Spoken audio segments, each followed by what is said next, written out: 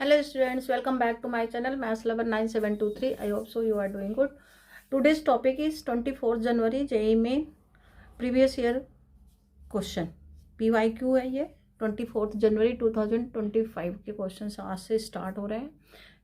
ठीक है बच्चों, अप्रैल JEE मेन तो चल रहा है तो बट इनके सॉल्यूशंस आप ज़रूर पढ़ के जाना. इनमें से ही ज़्यादा अभी आपके एग्ज़ाम्स हुए हैं तो उसमें आप लोगों ने देखा होगा कि JEE जनवरी के ही ज़्यादातर रिपीट हो रहे हैं, बट थोड़ा सा चेंज करके स्टेटमेंट चेंज हो रहा है बस.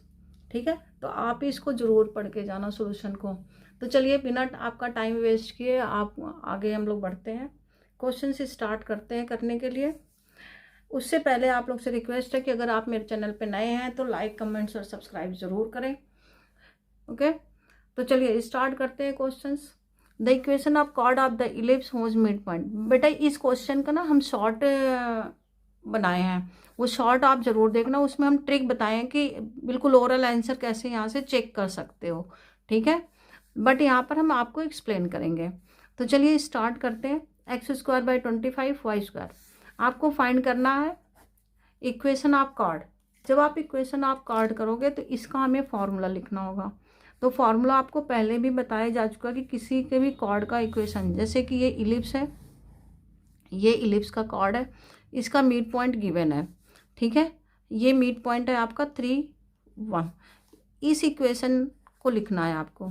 तो equation of chord short form में तो हम लोग यही लर्न करते हैं, T = S1.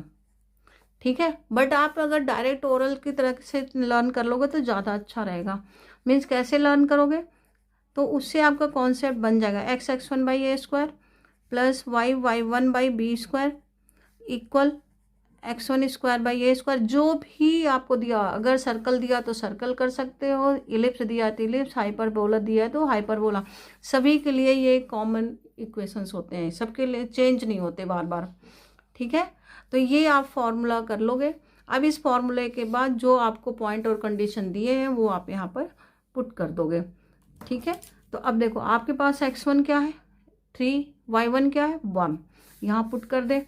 तो 3x/a² means 25 plus y1 1 × y/16 = 3²/25 plus 1²/16. अब आप एलसीएम ले लो और इसे सॉल्व कर लो फटाफट. देखो 16 3 जा 48 हो गया x, 25 1 जा 25y. ये बच्चों दोनों साइड से कैंसिल हो जाएगा इसलिए हम इसे लिख नहीं रहे हैं. = 9 × 16 144 प्लस 25 × 1 25 हो गया. अब ये देखो आपका आंसर आ गया. कौन सा आंसर है जल्दी बताओ. फर्स्ट आंसर ये 25 है बच्चों. 25y = 169. ये आपका आंसर आ गया. First answer is correct. Okay, तो चलिए अब नेक्स्ट क्वेश्चन की तरफ चलते हैं. तो ये आपके सामने सेकंड क्वेश्चन है. सेकंड क्वेश्चन आप देख सकते हैं यहाँ पर लिखा हुआ है function -∞ to ∞, means all real number के लिए डोमेन क्या है -∞ to ∞. ये डोमेन है आपका. ये दिस इज रेंज. ये आपका को डोमेन कहलाता है. रेंज तो हमें फाइंड करना है को डोमेन. ठीक है, और f(x) = 2x - 2⁻⁻x divided by 2⁻x plus 2⁻⁻x. ये 1 1 but not onto but not 1 1, both 1 1 and onto and neither 1 1 nor onto. ये आपका क्वेश्चन है. अब इसमें आपको चेक करना है. ठीक है, तो कैसे चेक करोगे बच्चों, जल्दी बता सकते कि 1 1 ऑन टू कैसे चेक करोगे. 1 1 ऑन टू चेक करने के लिए बेटा आप जानते हो डेफिनेशन, तो यहाँ उस तरह से करना बहुत मुश्किल काम है. तो आप इसे इंक्रीजिंग प्रूव कर दो. अगर इंक्रीजिंग होगा तो 1 1 होगा. तो चलिए फंक्शन लिख लेते हैं.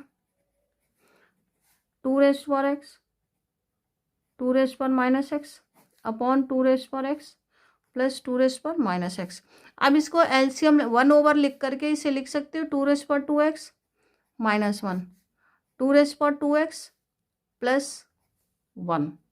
ठीक है, अब इसको डिवाइड करके थोड़ा सा सॉल्व कर सकते हैं. यहाँ पर लिखे 2⁻2x प्लस 1 कर दे -1 कर दे तो -2 हो जाएगा. डिवाइडेड बाई 2⁻2x प्लस 1 कर दिया. अभी ये पूरा एक ब्रैकेट ले लो तो ये कैंसिल हो गया. तो ये आपका फंक्शन बन गया 1 - 2/2⁻2x +1।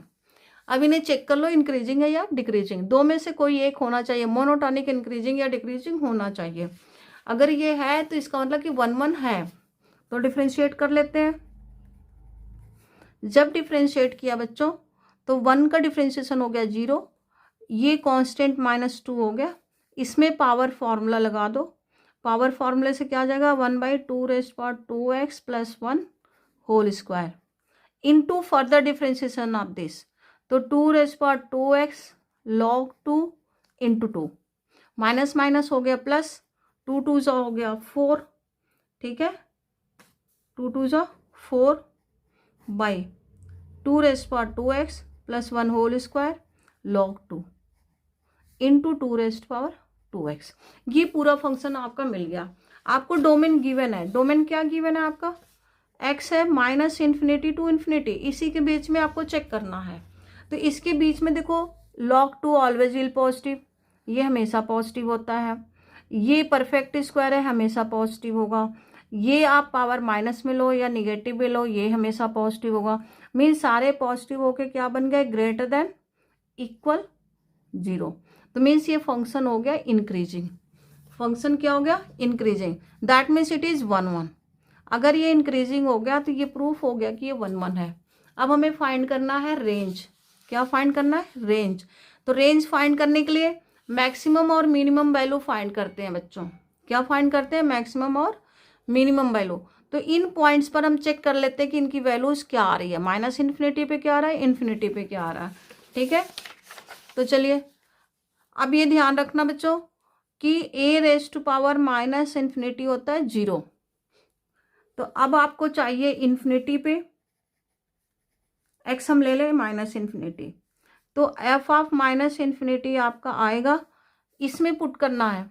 आप यहाँ पे पुट करना, इस फंक्शन में, इसमें पुट करना, ठीक है। यहाँ पर आपको दिखा नहीं होगा शायद, इसमें पुट करना आपको, ठीक है। अगर आप यहाँ पुट कर रहे हो तो देखो आपको यहीं से बता देते हैं 2⁻∞ होगा, और अभी बताएं कि a⁻∞ क्या होता है, 0 होता है।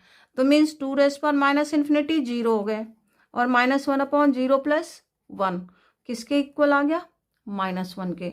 अब इसी में आप पुट करो x = ∞, बट अब ये नहीं बनेगा, तो इसको हमें फंक्शन को कैसे करना पड़ेगा, पहले फंक्शन को करना पड़ेगा 1 - 2⁻⁻2x के फॉर्म में, 1 + 2⁻⁻2x के फॉर्म में।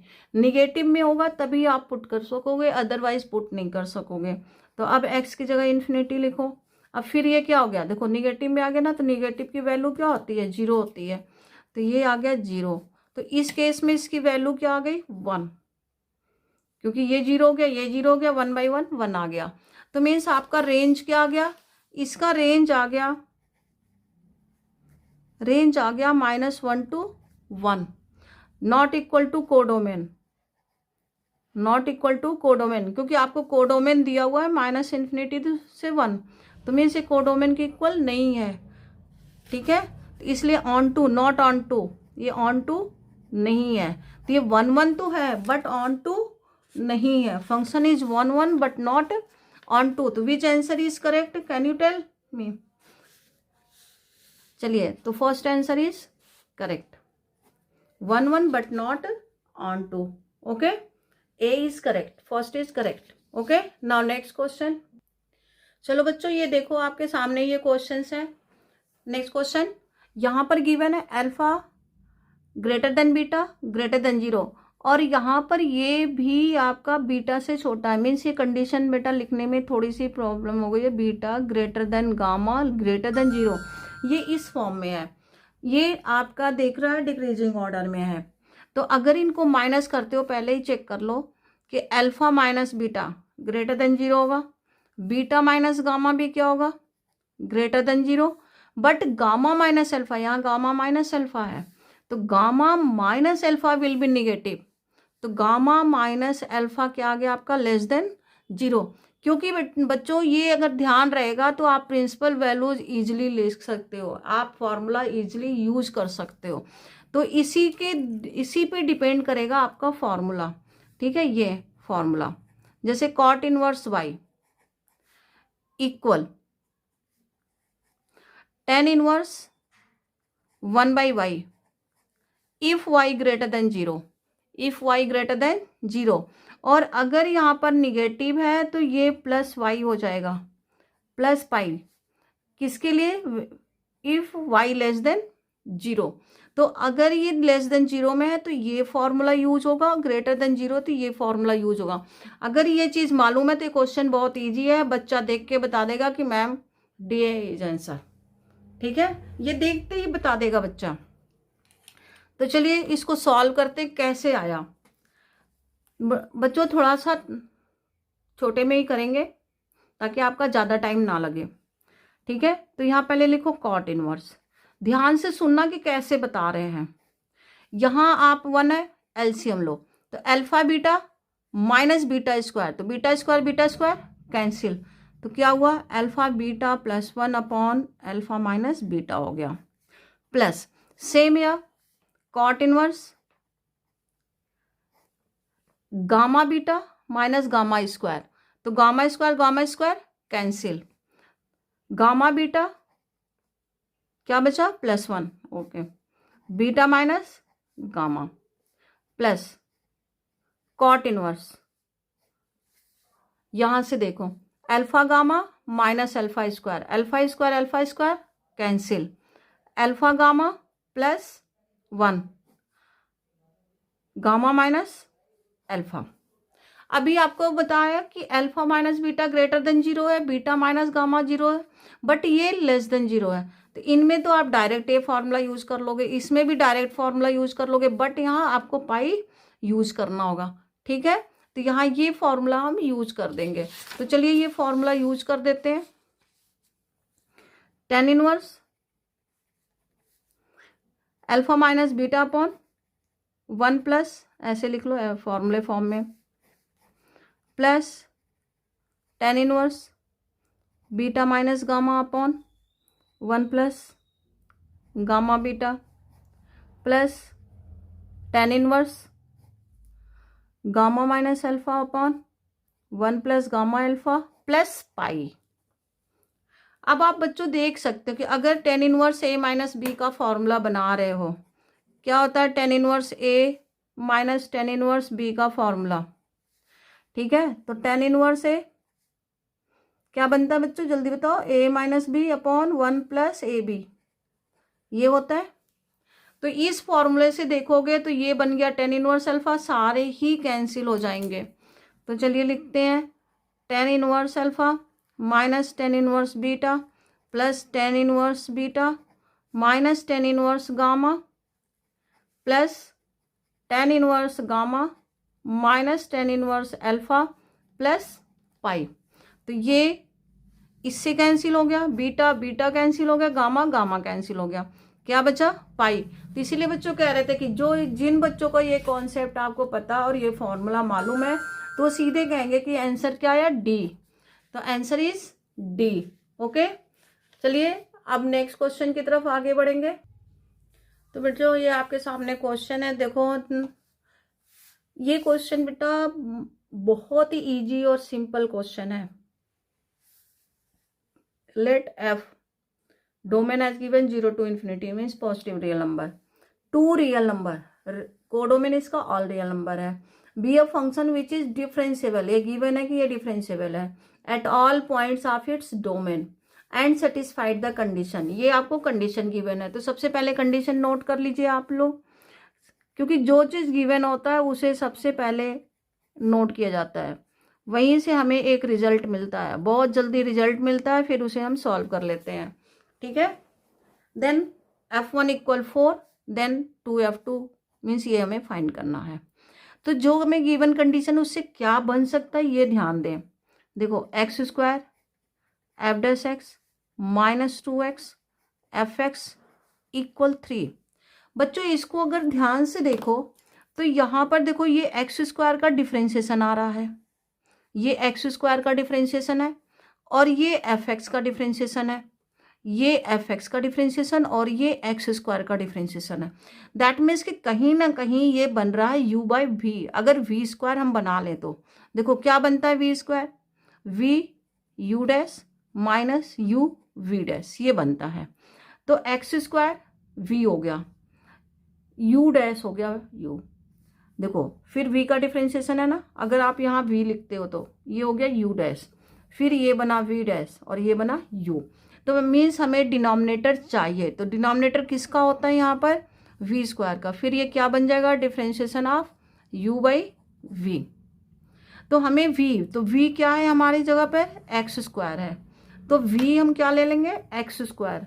तो चलिए ले एक्स स्क्वायर से बोथ साइड डिवाइड कर देते हैं। ये यहीं से आपको रिजल्ट मिल गया 3/x स्क्वायर। अब यहाँ पे लिख देंगे d/dx u/v लिख देते हैं। अभी बताया कि u क्या है fx, v क्या है एक्स स्क्वायर। ये स्क्वायर का स्क्वायर हो जाएगा बच्चों, क्योंकि v स्क्वायर हो जाता है यहाँ पर, तो इसका स्क्वायर हो जाएगा। तो चलिए अब यहाँ पर बनाते हैं d/dx। क्या बना d/dx, जल्दी बताओ आप लोग। u हुआ fx, v हुआ एक्स स्क्वायर इक्वल 3/x⁴ हो गया। अब ये फॉर्म बन गया डिफरेंशियल इक्वेशन का। क्या फॉर्म बन गया, डिफरेंशियल इक्वेशन। तो integrating on both side, integrating on both sides with respect to x, x के रिस्पेक्ट में करेंगे इंटीग्रेशन इसका, ठीक है। तो अब इंटीग्रेशन करते हैं, तो यहाँ से ये डिफ्रेंशिएशन हट गया, ये आ गया आपका fx over x square, fx over x square equal, इसे पावर को ऊपर ले जाओगे तो क्या बन जाएगा इसका इंटीग्रेशन, जल्दी बताओ। 3 से 3 कैंसिल, -1 ओवर एक्स क्यूब। बेटा इसको साइड में -4 + 1 बट करके -4 + 1 कर लो, 3 से 3 कैंसिल हो गया, ठीक है, प्लस c। अब आपको इनिशियल कंडीशन गिवन है, f(1) क्या गिवन है आपको 4, तो यहाँ पर आप 1 पुट कर दो। क्या पुट कर दो, 1। f(1) divided by 1 square equal -1 over 1 cube plus c। तो ये आपका हो गया 4 इक्वल -1 प्लस c, तो c इक्वल आ गया आपका 5। अब c की वैल्यू पुट करके 2 पुट कर दीजिए फंक्शन में। चलिए ये दोनों काम एक साथ करते हैं, फंक्शन में पुट करते हैं। x f(2)/4 हो गया, -1/8 प्लस 5। अब 2 का मल्टीप्लाई कर देते हैं, क्रॉस मल्टीप्लिकेशन कर लेते हैं, ठीक है। तो चलिए हमें f2 ही फाइंड कर लेते हैं पहले, क्रॉस मल्टीप्लिकेशन करके, -1/2 प्लस 20। अब 2 का मल्टीप्लाई करते हैं तो 2f2, क्योंकि हमें 2f2 चाहिए, -1 + 40 39 आ गया। क्या आ गया आपका आंसर, 39। तो which answer is correct, can you tell. C answer is correct, C answer is correct, okay. तो आपका सी आंसर करेक्ट हो गया, अंडरस्टूड। देखो कितना अच्छा छोटे छोटे क्वेश्चन है कंसेप्चुअल बेस। तो बच्चों ये क्वेश्चन आपके सामने है, ठीक है, ये क्वेश्चन आपके सामने हम सॉल्व करेंगे। यहाँ पर थोड़ा सा आपको 2 सेट गिवन है, एक सेट ये गिवन है, दूसरा सेट ये गिवन है। सेट ए ऑलरेडी आपका डिफाइंड है, डोमेन देखो क्या है इसका, एक्स किसके बीच में लाइज करना चाहिए, 0 to π माइनस π/2, मीन्स π/2 नहीं होना चाहिए, 0 से π, 0 भी नहीं होना चाहिए, π भी नहीं होना चाहिए, π/2 भी नहीं होना चाहिए, ठीक है। और ये लॉग डिफाइंड है। सेम ऐसे ही x > 0 मीन्स आपका कोई भी पॉजिटिव रियल नंबर हो सकता है। ये इक्वेशन, ये रिलेशन आपको गिवन है, number of A union B find करना। दैट मीन्स कि आपको ये फाइंड करना कि x की कितनी वैल्यूज मिल रही हैं सेट ए में और कितनी वैल्यूज मिल रहे हैं सेट बी में। तो चलिए फाइंड करते हैं। तो अब रिलेशन लिखते हैं, log mod sine x 2/π plus log, इसे थोड़ा ध्यान से देखिएगा बेटा, इसे हम बहुत इजी तरीके से आपको समझाएंगे, समझना। पहले तो यहाँ लॉग की प्रॉपर्टी लग रही है बेटा, मेरे वीडियो की डिस्क्रिप्शन में लिंक डाल देंगे, वो प्रॉपर्टीज आप वहाँ से पढ़ना, log m + log n, क्योंकि लॉग की प्रॉपर्टी बहुत ज़रूरी है। अब यहाँ बेस कुछ भी हो सकता है, डजेंट मैटर बेस क्या है यहाँ पर, बस ये कि सबके सेम होना चाहिए, बेस सेम होना चाहिए, तभी ये प्रॉपर्टी लग सकता है। और दूसरा तो आपका डेफिनेशन ही है। तो ये लग गया आपका property log m into n. Mod sine x तो इनको एक साथ लिख सकते हो। बेस हो गया 2/पाई इक्वल 2 हो गया। अब देखो इक्वल में तो ये यहाँ बेस बन गया जा करके। तो अब इसको जब डिफाइन करोगे तो क्या बना, 2/पाई होल स्क्वायर बन गया। और ये हो गया log sine x cos x. Okay, log sine x cos x बन गया। अब इसको log साइन 2x कर दो। सॉरी, अब तो log हट गया ना बच्चे, log तो आएगा ही नहीं। अब log नहीं आएगा क्योंकि ये फॉर्मूला लग गया है, ये बाय मिस्टेक मैंने लिख दिया। log a base x equal y, तो ये क्या बन गया, x raised power y equal a। तो log हट जाता है इस तरह से, तो log नहीं आएगा। अब 2 का मल्टीप्लाई एंड डिवाइड कर दे और ये एक ट्रिग्नोमेट्री फंक्शन में कन्वर्ट कर दे। 4 4 2 जा 8, 8/पाई स्क्वायर आ गया। ये बन गया साइन, ये मॉड है बच्चों, 2x मॉड इक्वल 8/पाई स्क्वायर। अब देखो ये इस तरह से बन गया। तो इसको दो फंक्शन सपोज कर लो, ये सपोज कर लो एफ एक्स है और ये सपोज कर लो जी एक्स है, और दोनों का इंटरसेक्शन पॉइंट निकाल लो। दोनों का intersection point means f x suppose that sine 2x mod, और इसे ले लो जी एक्स 8/पाई स्क्वायर। तो ये तो है कांस्टेंट फंक्शन, क्या हो गया, कांस्टेंट फंक्शन। तो कांस्टेंट फंक्शन की वैल्यू क्या हो जाएगी, सीधी सीधी लाइन हो जाएगी, ठीक है। और ये बन जाएगा साइन का ग्राफ, 0 पे 0 होगा, π/2 पर 0 होगा और पाई पे 0 होगा। तो एक जब ग्राफ बनाओगे इसका 0 पर 0, π/2 पर 0 और पाई पे 0, और मैक्सिमम वैल्यू किस पे आएगी, π/4 पर। कोई एक मैक्सिमम वैल्यू होगा, मीन्स ऐसे आएगा फिर ऐसे आएगा, क्योंकि मॉड है तो निगेटिव तो होगा ही नहीं, पॉजिटिव ही होगा। ये बन गया साइन कर्व, ये कांस्टेंट कर्व है तो इसका ये सीधी लाइन बन जाएगी, एक ये सीधी लाइन बन गई, ठीक है। अभी कितने पॉइंट पे कट कर रहा है ग्राफ को, 1 2 3 एंड 4। कितने पॉइंट पे कट रहा है, 4। तो x की कितनी वैल्यूज आ गई, 4 वैल्यूज आ गई। x की कितनी वैल्यूज आ गई, 4 वैल्यूज आ गई। तो नंबर ऑफ सॉल्यूशंस ये आ गए 4, ठीक है। अब इसके बाद आपको लाना है नेक्स्ट इक्वेशन को। अब ये नेक्स्ट इक्वेशन में पहले इक्वेशन लिख लेते हैं फिर सॉल्व करते हैं इसे, ठीक है। चलिए इक्वेशन लिखते हैं बी के लिए। ये सेट बी में कितने एलिमेंट हो गए, 4। नंबर ऑफ ए 4 हो गया, और ये कॉमन कोई भी नहीं होगा इनमें, ठीक है। अब बी लेते हैं, तो बी का इक्वेशन है root x -4 -3 mod root x -2 + 6 equal 0। यहाँ देखो मॉड फंक्शन है, क्या है, मॉड फंक्शन। तो पहले मॉड डिफाइन कर लेते हैं। मॉड डिफाइन करेंगे तो मॉड रूट एक्स -2 को एक निगेटिव होगा if root x less than 2 हो, और एक में पॉजिटिव होगा if root x greater than equal 2 हो।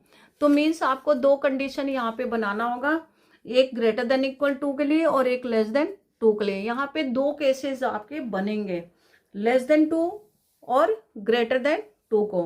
तो सबसे पहले इसको क्वाड्रेटिक फॉर्म में कन्वर्ट करते हैं, क्योंकि रूट एक्स है तो क्वाड्रेटिक फॉर्म में कन्वर्ट करते हैं। तो suppose that root x equal t and t less than 2।